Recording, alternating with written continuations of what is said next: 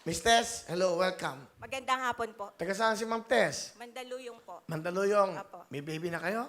May baby na po kami. Ilan ang anak nyo? 5 years old po. Ah, bata? Apo. Bago lang, no? Meron po, single mom po kasi ako.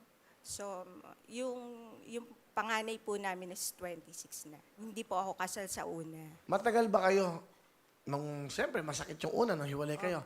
Bago kayo umibig muli, ilang taon? O ilang buwan? 16 years po eh. 16 years Bago old. kayo muling umibig? Opo. Sa inyo nakilala itong bagong pag-ibig nyo? Yung husband po ko ngayon is nakilala ko siya. Married through na chat. kayo? Opo. Ah, okay. Through chat po. Friendster pa po nung araw eh, hindi pa siya Facebook. Talaga. Sa edad nyo yan, gumaganyan pa kayo. Hindi, parang nakakatuwa. Bali Okay. po kasi yung anak ko kasi, parang sabi niya, Nay, mag-boyfriend ka na.